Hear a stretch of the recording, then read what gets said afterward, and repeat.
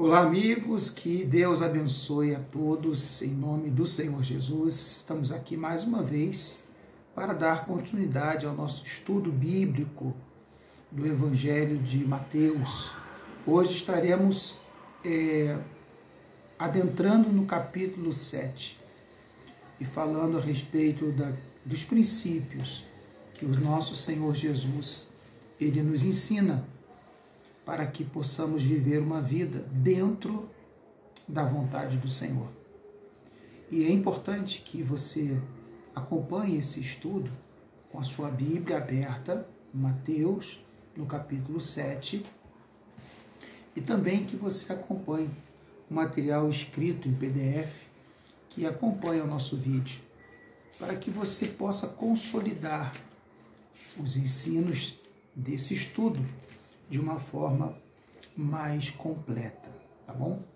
Então, iniciando o nosso estudo, capítulo 7, ele fala a respeito de comportamentos pelos quais o Senhor Jesus, ele espera que nós venhamos adotar. Então diz assim: a vida cristã é uma escola com muitos cursos. O professor é Jesus e o livro didático é a Bíblia. E o aluno é o crente. O objetivo do curso é transformar filhos da desobediência em filhos obedientes, semelhantes ao Senhor Jesus.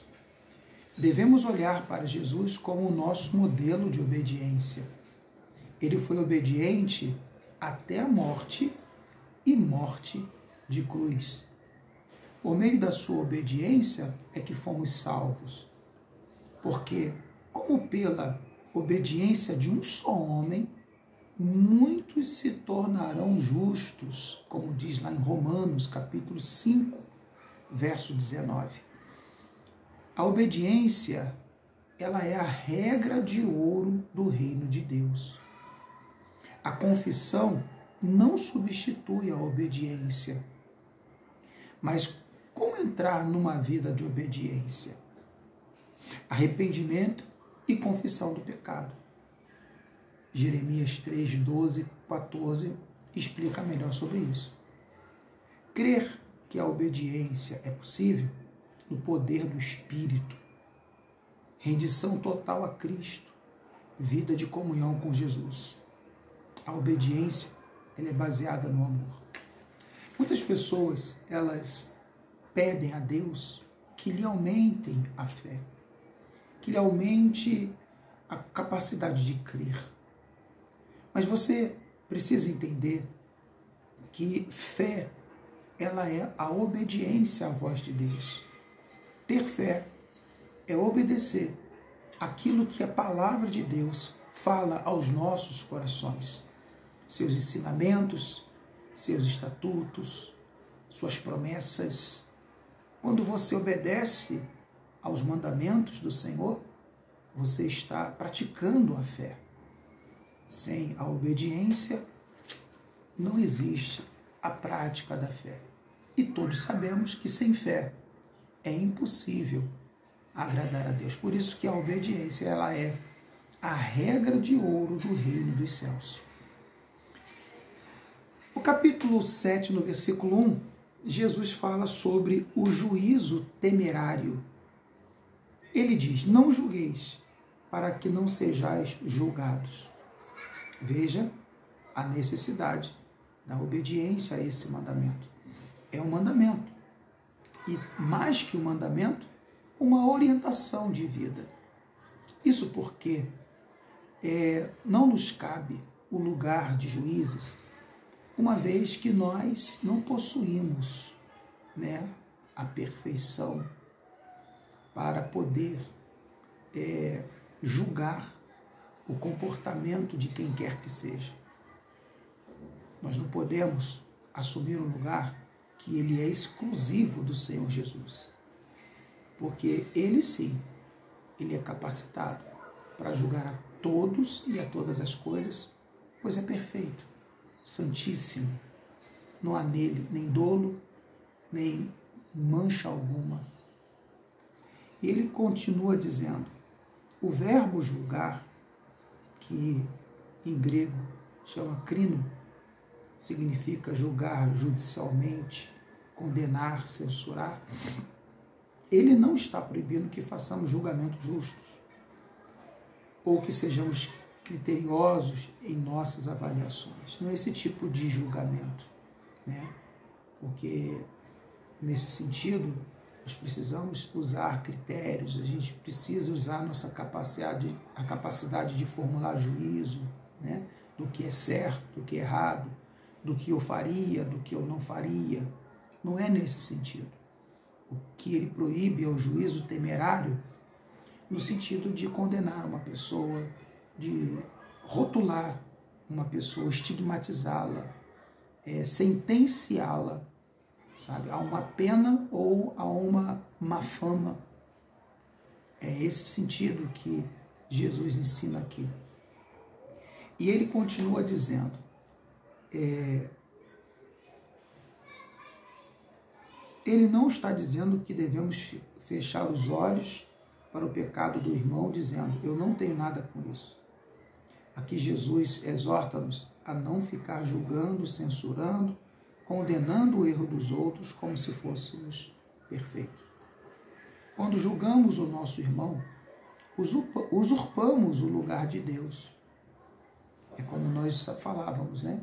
O único que é perfeito, o único que tem capacidade de fazer, de formular um juízo condenatório, sentencial, correto, é o nosso Deus, pois ele é reto até no julgar, no falar e no agir. Nós não temos, não possuímos essa capacidade. Aí ele diz, não assuma o lugar de Deus, decidindo que você tem o direito de julgar a todos. Não faça isso. Digo-lhes a fim de que não seja chamado para prestar contas com Deus, cujo lugar usurpa, porque Jesus completa, para que não sejais julgados. Porque quando a gente julga de forma temerária, condenatória uma pessoa, o caráter, a conduta, o erro de uma pessoa, nós estamos também nos colocando sob a égide do julgamento. Nós estamos nos colocando também como passíveis de ser julgados. Por quê? Se não temos a capacidade de ser juiz, estamos cometendo também um grande erro, e esse erro será julgado com o mesmo critério que usamos para julgar o outro. O critério ou a medida usada para julgar o outro é a mesma que Deus poderá usar contra você. Deus é misericordioso, mas também é justiça. Ele é amor, mas sobretudo ele é justiça. Não devemos nos confundir com isso. Muitas pessoas elas dizem, não, mas Deus é amor e vai entender. É verdade que Deus é o próprio amor, mas antes desse amor, ele é justiça. A base do seu trono é a justiça.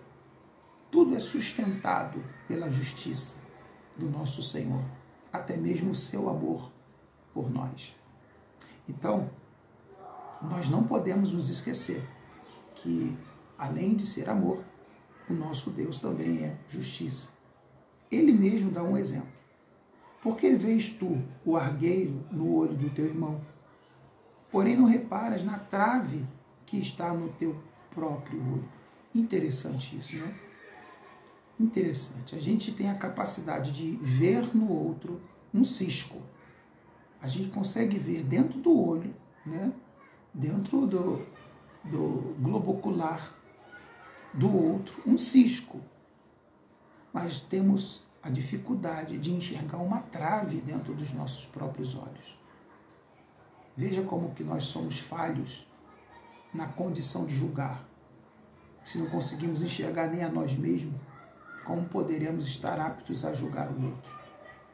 Aí ele diz assim, é hipocrisia quando uma pessoa com muitos pecados fica falando e julgando o pecado do outro irmão. E uma coisa que Jesus mais odiou, mais censurou, em toda a sua vida aqui na terra.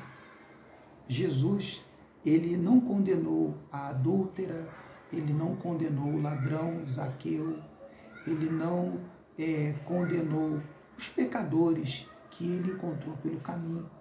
Pelo contrário, ele ofereceu o caminho da redenção, o caminho do perdão. Mas se houve alguém que ele censurou e condenou, dizendo até mesmo, ai de vós, foram os hipócritas, escribas e fariseus. Ele os condenou porque a hipocrisia é intolerável aos olhos do Senhor. A hipocrisia de pregarmos algo e vivermos o contrário. A hipocrisia de não vivermos aquilo que queremos que os outros façam. Não tem nada para o Senhor Jesus que seja pior que isso. É o que ele mais condenou. No capítulo 23, mais adiante, você pode conferir que ele fala diversos ais contra os hipócritas. Ele condena severamente os hipócritas. E julgar alguém não enxergando a mesma falibilidade dentro de nós constitui severa hipocrisia. Aí ele diz assim, é necessário que a pessoa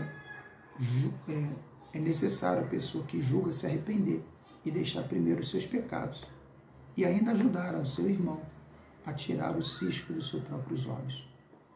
Precisamos ter discernimento espiritual para não dar coisas sagradas aos depravados.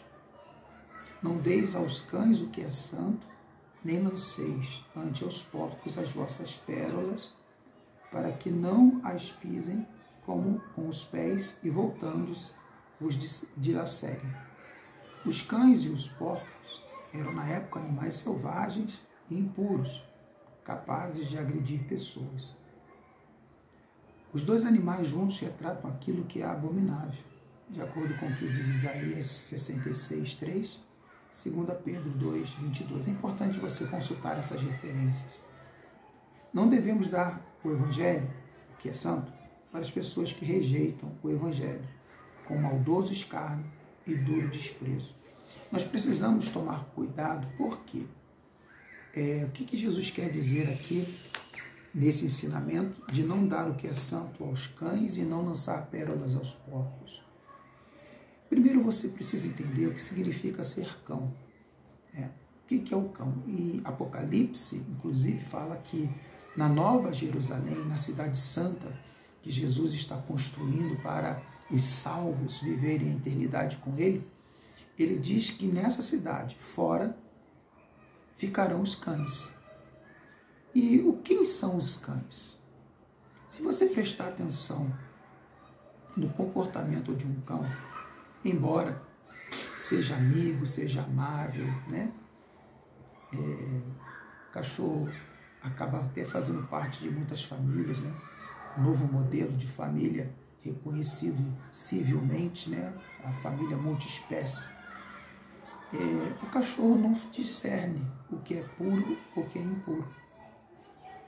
O cão, ele não faz diferenciação. Se você pegar um bife, um filé mignon, e jogar no esgoto, no chão, na sujeira, o cão vai comê-lo da mesma forma. Para ele não tem distinção do que é limpo, do que é sujo, do que é puro, do que é impuro. Ele não faz essa distinção. E quando a Bíblia chama de cães, exatamente são pessoas que não fazem distinção. Você já ouviu alguém falar assim? Não tem nada a ver? Qual o problema? O que isso tem a ver? São esses os cães.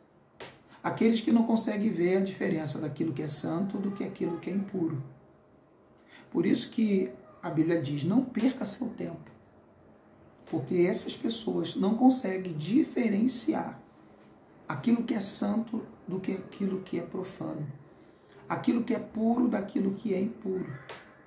E aí você vai tentar querer ensinar e mostrar para ela que tal comportamento, que tal procedimento não é adequado para a vida de uma pessoa temente a Deus, Não vai adiantar. Ela vai dizer assim, eu não vejo problema nenhum nisso. Qual o problema? Qual o interdito disso tudo? Então, esse ensinamento visa mais preservar a sua integridade da sua fé do que qualquer outra coisa. Porque ao tentar ensinar essas pessoas, você acaba se confundindo, entrando em discussões vãs e acaba engendrando dúvidas no seu coração que vão perturbar a sua fé. Dar pérolas aos porcos significa perder tempo. Eles não vão reconhecer o valor dos ensinamentos que você tem para compartilhar. A Bíblia diz uma palavra muito, muito bonita no livro de Isaías. Isaías 66 diz assim, que o Espírito do Senhor Deus está sobre mim, pelo que o Senhor me ungiu para pregar boas novas aos quebrantados de coração. São essas pessoas que o Espírito Santo nos envia a pregar. Ele nos unge e nos prepara para ensinar as pessoas que têm o seu coração quebrantado, o seu coração contrito, aqueles que possuem humildade de ouvir e desejo de aprender a seguir ao Senhor com correção. Jamais deixe de orar. Terceiro ensinamento importante, né, do capítulo 7, Jesus nos ensina que devemos perseverar em orar. Porque a oração, ela significa comunhão. Sim, oração é diálogo, oração é relacionamento. Imagine você ser uma pessoa casada e viver juntamente com seu cônjuge o dia inteiro sem trocar uma palavra. À noite, quando vocês se encontram depois de um dia de trabalho, ninguém se fala. Vão dormir e nem uma boa noite. Eu pergunto, qual é a qualidade desse relacionamento? Nenhuma, não é verdade? Porque oração é um diálogo que nós fazemos com Deus. E uma relação profunda e de qualidade com Deus, ela é baseada na oração. Inclusive, nesse versículo 7, Jesus ensina os 3 fundamentos da oração. 3 fundamentos, são 3 institutos diferentes um do outro, que compõem a vida de oração e comunhão com Deus. Ele diz, pedi e dar-se-vos-á, buscai e achareis, batei e abrir-se-vos-á. 3 institutos importantíssimos. Precisamos observá-los cuidadosamente. Pedir significa orar, falar com Deus sobre as nossas necessidades. E a oração a gente faz em toda e qualquer ocasião. Você pode orar de joelho dobrado, você pode orar de pé, você pode orar sentado, você pode orar dirigindo, né? Você pode orar dentro de um ônibus, dentro de um transporte público, andando de bicicleta, você pode orar praticando esportes. Você deve orar, inclusive, em todo o tempo. Mas buscar é um instituto que muitas pessoas negligenciam. Porque não é a mesma coisa que orar. Buscar é ir ao encontro. Buscar é ir ao encontro. Quando nós vamos à igreja, à casa de Deus, o lugar que o Senhor determinou para ser ali o ponto de encontro da congregação dos santos, nós estamos indo buscar a Deus.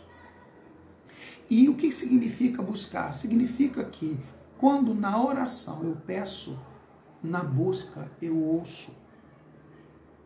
Compreende? Às vezes a gente fala para Deus o que a gente quer receber, mas é na busca que nós ouvimos de Deus o que Ele espera de nós. E quando vamos à casa de Deus, vamos com o intuito de aprender dele, ouvi-lo. O profeta Jeremias, ele fala a respeito da casa do oleiro, que Deus o falou: filho do homem, desce à casa do oleiro e ali ouvireis as minhas palavras. Ou seja, a igreja é a casa do oleiro. É onde Deus trabalha dentro de nós, nos molda, nos lapida, aonde Ele coloca a vontade dEle dentro do nosso coração. Buscar significa isso. Tem muitas pessoas que deixaram de buscar. E você, meu amado, precisa estreitar a sua relação com Jesus buscando. Porque lá na igreja haverá um servo de Deus para anunciar a palavra, as boas novas, explicar o que elas significam, te fazer entender e transmitir aos nossos corações a vontade de Deus para as nossas vidas. E em terceiro lugar, batei e abrir-se-vos-á. Ou seja, persevere em fazer tudo isso. Persevere em orar e em buscar. Quem pede, recebe, quem busca, encontra, e quem bate, a porta se abre, e a porta vai se abrir também na sua vida. A oração é um dever a ser cumprido. Ela também é um privilégio a ser desfrutado. Se você aprendeu a orar e ora, você descobriu o segredo de uma vida santa e feliz. A oração é a fonte e a origem de toda a satisfação espiritual, porque através dela mantemos intimidade com o Pai. Irmão Lawrence diz: não há no mundo um tipo de vida mais doce e encantadora do que a de uma conversa contínua com Deus. Ele ordena: pedi, buscai e batei. Olha, os 3 institutos. A oração é tão necessária e importante para os filhos que Jesus diz que ela é um dever a ser cumprido de forma perseverante. Devemos orar para agradecer o que recebemos e para pedir aquilo que precisamos. A oração verdadeira é um inventário do que precisamos, um catálogo de necessidades e uma exposição de feridas secretas, uma revelação da pobreza escondida. Charles Spurgeon. Jesus nos promete que as orações serão respondidas. Ele diz por 7 vezes: dar-se-vos-á, achareis, abrir-se-vos-á, o que pede recebe, o que busca encontra, a quem bate abrir-se-vos-á. E o Pai dará boas coisas aos que lhe pedirem. Ele não responderá dando-me o que peço, mas aquilo que preciso e aquilo que é o melhor para mim. Toda a oração tem resposta. Toda oração é respondida. A Bíblia diz em Apocalipse que Deus tem diante de si o cálice com incensos, que significa a oração dos justos. Veja que diante de um trono de um rei tão soberano como nosso Deus, existe um cálice diante dele, para que ele não esqueça e nem tire os olhos das orações que fazemos constantemente a ele. Cada uma delas, todas elas, são respondidas. Creia nisso, porque ele é fiel para cumprir. E o tempo não é capaz de anular a sua promessa. Jesus nos garante que Deus é o nosso Pai celestial. Quando nos aproximamos de Deus por meio de Jesus Cristo, chegamos juntos ao nosso Pai. Ele é o nosso Pai que estás nos céus, ou celestial. Ele é o Pai onipotente, onisciente e onipresente. Ele é o nosso Pai divino, o nosso Pai eterno. Na verdade, o nosso verdadeiro Pai. Nós temos um Pai no mundo e ele representa a santidade do nosso Pai celestial. Nós todos sabemos que o nosso Pai nesse mundo, ele também passará, como nós passaremos. Mas o nosso Pai eterno não. Ele será o nosso Pai por toda a eternidade. E quando nos encontrarmos com Ele na glória, só teremos um só Pai, um só Senhor e um só Deus que cuidará de nós. Ele é o nosso Pai bom, em contrastes com o nosso Pai humano, que é mau por natureza. Mal no sentido, não é de perverso, mal no sentido de ser falho. Talvez você tenha problemas com os seus pais por achar que eles não ofereceram a você aquilo que você acredita que é devido. Mas isso constitui uma falha humana. Assim como você também é falho, ele também tem as suas falhas, eles possuem também fraquezas. E não devemos nos ressentir disso, mas entender que somos todos humanos aqui e precisamos suportar uns aos outros as falhas, os erros, os equívocos que todos nós cometemos. Porém, o nosso Pai Celestial, perfeito, que sabe tudo o que nós precisamos e não nega absolutamente nada, ele é capaz de suprir toda a deficiência da educação, da criação, do convívio que você teve com seus pais e que foi infrutífero. Busque no seu Pai Celestial aquilo que o seu pai humano não consegue te oferecer. Certamente você será suprido e manterá um relacionamento com os nossos pais humanos sempre com qualidade e saudável. Ele continua dizendo assim: ele só nos dará boas coisas, principalmente dádivas espirituais. Romanos 10:15 e Lucas 11:13. Jesus faz um resumo do Sermão do Monte. Tudo quanto, pois, quereis que os homens vos façam, assim fazeis vós também a eles. Porque esta é a lei e os profetas. Ela é a regra de ouro que resume o ensino da lei e dos profetas. Ela só pode ser praticada motivada pelo amor de Deus derramado no coração humano. Romanos 13, do 8 ao 10. Este é um princípio norteador para toda decisão ética por parte de um cristão. Decida obedecer a palavra. O Sermão do Monte termina com algumas advertências, quando são oferecidas um par de contrastes. E aí ele encerra o sermão, o Senhor Jesus encerra o Sermão do Monte, fazendo comparações para nos trazer uma abrangência na nossa compreensão do reino dos céus, que opera em nossas vidas. E nós não devemos esquecer que Jesus nos salvou para nos constituir cidadãos do reino dos céus. Mesmo vivendo no mundo, somos cidadãos do reino dos céus. E por isso, precisamos nos comportar de acordo com as regras do reino dos céus, não das do reino desse mundo. Ele diz: entrai pela porta estreita, larga é a porta, e espaçoso o caminho que conduz para a perdição, e são muitos os que entram por ela, porque estreita é a porta e apertado é o caminho que conduz para a vida, e são poucos os que acertam por ela. Eu repeti porque é uma palavra que me fortaleceu muito e que é capaz de fortalecer a fé de muitas pessoas. Porque nós somos, como seres humanos, pessoas influenciáveis. Então, quando a maioria das pessoas adotam um comportamento, nós temos a tendência a acompanhar a maioria. Você já reparou isso? Nós temos a tendência de seguir o fluxo da multidão. E isso é um perigo espiritual gravíssimo.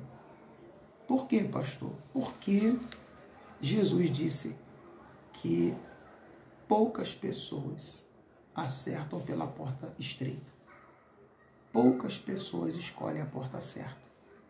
A maioria escolhe a porta errada, que é a porta larga. A porta dos prazeres, a porta do hedonismo, a porta da satisfação imediata, dos prazeres momentâneos. A porta que não nos impõe nenhuma restrição, não nos obriga a resistir ou reprimir os impulsos da nossa carne. A maioria vive assim. A maioria vive dessa forma.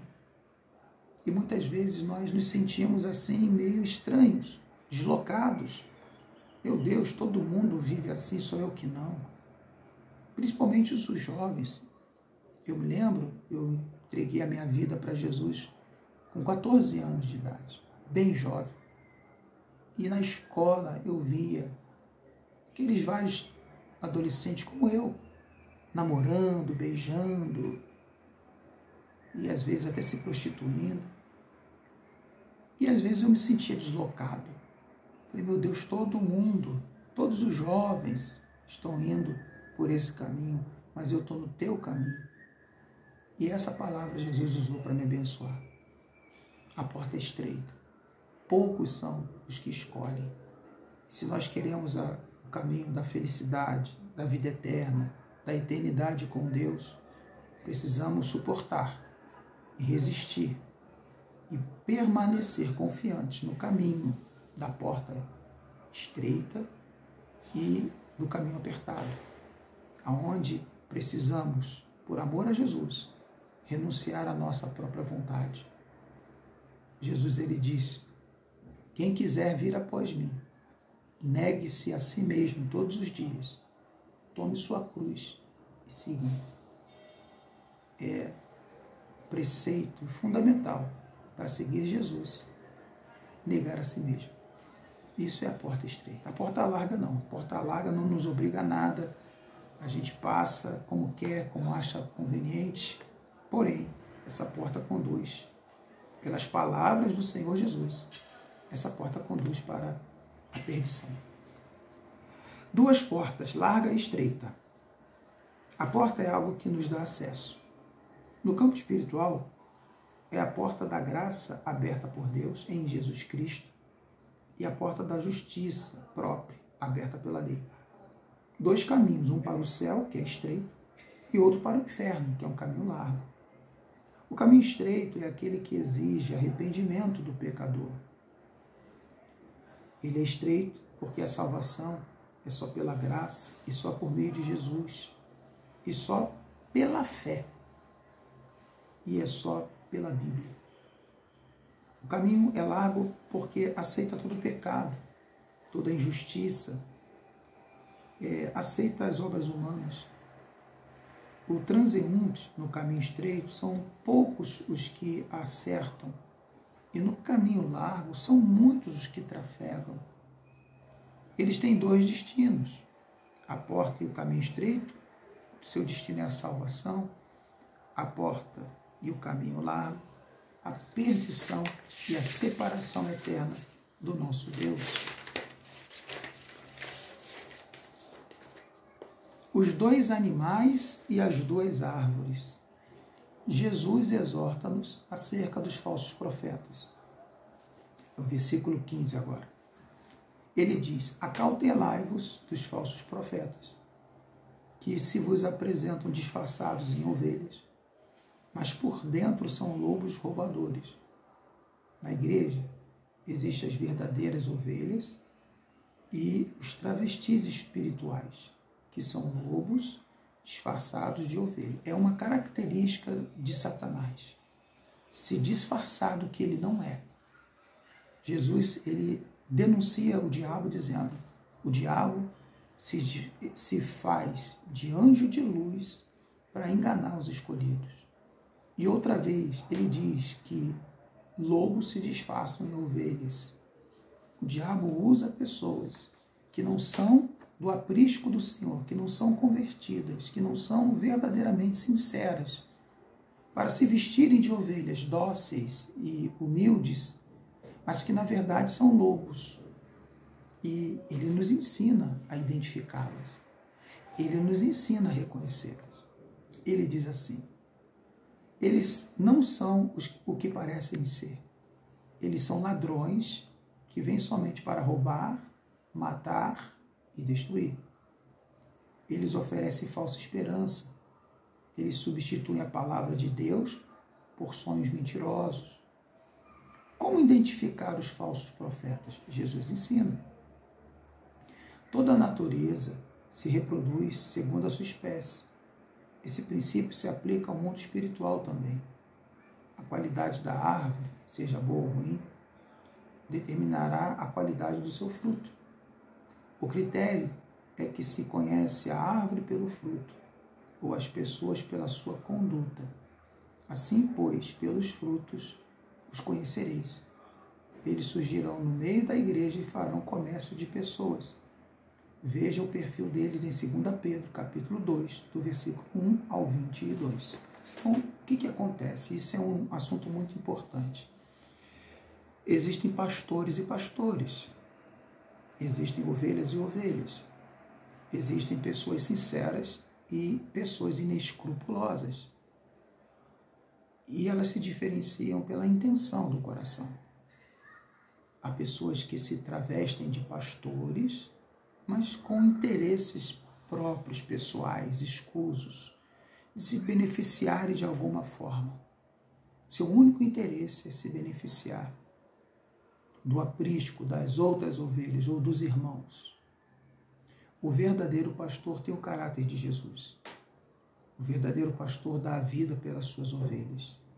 O verdadeiro pastor se sacrifica pelas suas ovelhas ou pelos seus irmãos. O verdadeiro pastor, ele renuncia a esse mundo, ele renuncia aos prazeres desse mundo para trazer uma vida de santidade, capaz dele mesmo oferecer orações. O ministério do pastor é um ministério de intercessão.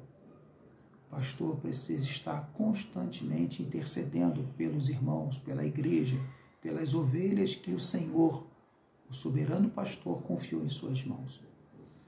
E Jesus nos dá a fórmula de como identificar o pastor do falso pastor, pelos frutos, pela conduta, pelo procedimento. As intenções humanas são manifestas pelo comportamento, as ações e palavras.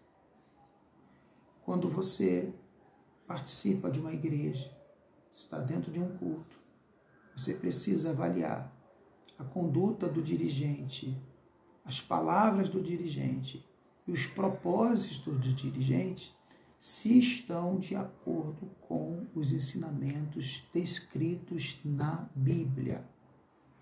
Você precisa conferir se aquele comportamento é adequado. O livro de 1 Timóteo fala das credenciais de um pastor. Ele não pode ser avarento, amante do dinheiro, ele não pode ser... Amante do dinheiro também é aquele que gosta de ostentar, aquele que gosta de desfrutar da glória do mundo. Glória esta que Satanás ofereceu para o nosso Senhor no deserto, dizendo, tudo isso te darei se prostrado me adorar. E Jesus rejeitou, negou, e muitos aceitam a proposta do diabo. E em 1 Timóteo ele diz que não deve ser avarento, não dado ao vinho, não iracundo, não contencioso, marido de uma só mulher e que governa bem a sua própria casa. Esses são os frutos de um verdadeiro pastor. E quais os frutos do falso pastor? Bom, tudo que está em desacordo com a palavra de Deus. Tudo que está desvirtuado da palavra de Deus. Entende? Tem pessoas que elas falam assim, mas a aparência não conta, Deus vê o coração. Eu vou dizer para você uma coisa, Deus vê tudo. O que a Bíblia diz é que Deus não vê só a aparência, Ele vê também o coração. Mas Ele vê o coração e vê também a aparência. Quem é pastor tem que se parecer pastor também. É isso aí. A pessoa às vezes é pastor, mas parece mais um coach, um palestrante, um empresário. A aparência dele não é uma aparência de um servo de Deus. Nós precisamos parecer com o nosso Senhor Jesus. Nós precisamos revelar a imagem de Jesus. Então, muitas vezes a pessoa, ela fala assim, os cães, né? Os cães, aqueles que no início do estudo falávamos que não sabem diferenciar o que é profano do que é santo. Os cães falam, não tem nada a ver. Tem a ver sim. Tem a ver. Porque para eu sou pastor há mais de 30 anos. Para eu representar Jesus, eu preciso me parecer com Jesus. Porque se eu não me parecer com Jesus, eu não posso representá-lo. Porque Jesus não pode ser representado por algo profano, mundano, secular. Jesus não era secular e nem mundano, muito embora estivesse no mundo. Então isso é uma advertência muito importante para cada um de nós. As duas casas. Chegamos ao final do sermão. Jesus nos julgará definitivamente. A base do julgamento firma-se em 2 pilares. As palavras não substituem a obediência a Deus. Nem todo o que me diz Senhor, Senhor, entrará no reino dos céus, mas aquele que faz a vontade do meu Pai que está nos céus. A obediência à palavra de Deus é a prova da verdadeira fé. Palavras sem obediência são falsidades e hipocrisias. As atividades religiosas não substituem a conversão ou a obediência à palavra de Deus. Muitos naquele dia hão de dizer, versículo 22 e 23, Senhor, Senhor, Senhor. Muitos naquele dia hão de me dizer, Senhor, Senhor, porventura não temos nós profetizado em Teu nome? E em Teu nome não expelimos demônios? E em Teu nome não fizemos muitos milagres? Então lhes direi explicitamente, nunca vos conheci. Apartai-vos de mim, os que praticais a iniquidade.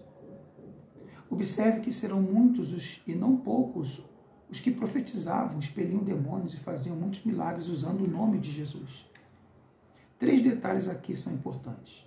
Jesus não os conheciam, pois eram obreiros da iniquidade. Eles usavam o nome de Jesus, mas não o poder de Jesus. Eles não viviam o que pregavam ou ensinavam. Olha como que é importante. Às vezes a pessoa está pregando, a pessoa está fazendo, e entenda, os milagres não são feitos pelo homem.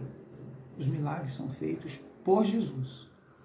Então, às vezes a pessoa está vivendo uma vida pecaminosa e usando o nome de Jesus ela expele um demônio, usando o nome de Jesus ela cura um enfermo, usando o nome de Jesus ela prega. Pessoas são alcançadas, pessoas são beneficiadas, mas não quer dizer que a vida daquela pessoa está aprovada. Porque para Deus o que é importante não é o que fazemos. Para Deus o que é importante é o que nós somos. Deus, ele privilegia o ser do que o fazer. Porque quem é, fará, mas nem todo que faz é. Como no caso dessa advertência, que ele diz que no dia que ele voltar, muitos vão dizer para ele, fazíamos isso, fazíamos aquilo, expelíamos demônio, curávamos enfermos, mas Jesus dirá explicitamente para eles, não vos conheço. Apartai-vos de mim, pois eu não vos conheço. Apartai-vos de mim, vós que praticais a iniquidade. Um ponto importante que nós não podemos deixar de ressaltar é a diferença de pecado e iniquidade. Muitas pessoas têm dúvidas. Como que eu posso ser salvo se eu sou um pecador? Existe uma diferença. Todos nós somos pecadores porque pecamos, erramos e cometemos falhas. Mas o que Jesus está falando que ficará de fora são os que praticam iniquidade. A diferença de pecado para iniquidade é que pecado você comete, se arrepende e deixa. Entende? Quando cometemos um erro, quando erramos com Deus, quando erramos com alguém, confessamos o erro, nos arrependemos e abandonamos. A iniquidade é um pecado que você continua fazendo constantemente, ciclicamente. Está sempre voltando, fazendo aquela mesma coisa. Então, iniquidade é um pecado que se comete e que já não se consegue mais sentir nenhum tipo de arrependimento. Talvez até remorso, mas não arrependimento, porque não há mudança. A pessoa não abandona, ela volta a fazer, ela vive constantemente praticando aquele pecado. E esse pecado se chama iniquidade. Por isso Jesus diz, apartai-vos de mim, no versículo 23, os que praticais a iniquidade. Não o pecado, porque pecado a gente peca, né? E o que nós devemos buscar é superar os nossos erros, porque existem pecados para a morte e existem pecados que não são para a morte. 1 João ensina isso. Há pecados que são para a morte e outros que não são para a morte. Então, vamos dizer, pecados para a morte, assassinato, roubo, adultério, prostituição, são pecados para a morte. Isso aí você consegue se libertar, se arrepender e abandonar. Mas, às vezes, tem pequenos pecados, maus olhos, uma inclinação ao julgamento, à maledicência. A Bíblia diz que pecamos muito com a nossa língua, falamos coisas que contrariam a vontade de Deus. Então veja que essa diferença entre um pecado e outro. E o nosso objetivo como cristão é ir eliminando esses pecados, abandonando à medida que vamos aprendendo que eles desagradam a Deus. Mas a iniquidade é aquele pecado que nós não conseguimos nos desvencilhar porque estamos voltando nele o tempo todo. E temos que ter muito cuidado, porque eles são capazes de nos levar, a iniquidade é capaz de nos levar ao inferno. E aí o estudo de hoje conclui-se assim: a construção da vida cristã é comparada à construção de uma casa. Tudo depende do fundamento. Todo aquele, pois, que ouve as minhas palavras e as pratica será comparado a um homem prudente que edificou a sua casa sobre a rocha. E caiu a chuva, transbordaram os rios, sopraram os ventos e deram com ímpeto contra aquela casa, que não caiu, porque fora edificada sobre a rocha. E todo aquele que ouve as minhas palavras e não as pratica será comparado a um homem insensato que edificou a sua casa sobre a areia. E caiu a chuva, transbordaram os rios, sopraram os ventos e deram com ímpeto contra aquela casa, e ela desabou, sendo grande a sua ruína. Dois tipos de construtores, o prudente e o insensato. Dois tipos de base, a rocha e a areia, isto é, obediência e desobediência a Deus. Você deve ouvir e praticar, e a sua vida será construída sobre uma base sólida, rocha. A rocha é Jesus. Dois tipos de resultado, uma caiu, outra não caiu. A vida é um grande temporal impetuoso que vem sobre todos nós com o intuito de nos derrubar. Somente aqueles que estão solidificados na obediência poderão resistir. Então, o que está dizendo aqui? Está dizendo que na vida existem agruras, existem circunstâncias adversas, sabe? Problemas econômicos, uma doença, uma enfermidade que repentinamente surge. Mas quando a nossa vida ela está sustentada na obediência e na prática da palavra de Jesus, quando nós procuramos praticar o pouco que aprendemos, você não precisa aprender muito, você não tem que ter a ansiedade de conhecer tudo de uma vez só. Você tem que ter a prudência de praticar as pequenas coisas que você vai aprendendo. Por exemplo, nós estamos no capítulo 7 hoje, finalizando o capítulo 7. Se você conseguir colocar em prática o que aprendemos nesses 7 capítulos, a sua vida já está sendo edificada sobre uma rocha sólida. Os problemas que vêm sobre você, na família, no casamento, na vida financeira, na saúde, na vida sentimental, não terão o poder de destruir nem causar dano a você. No entanto, quando nós ouvimos a palavra, mas não pomos em prática, esses problemas vêm e causam grandes ruínas em nossa vida, destruição. E aí não depende da igreja, não depende do pastor, não depende de quem quer que seja. Que geralmente a pessoa procura colocar a culpa em alguém, mas na verdade é ela que ouve a palavra e não pratica. Ela sabe que Jesus quer que ela pratique, mas ela não pratica.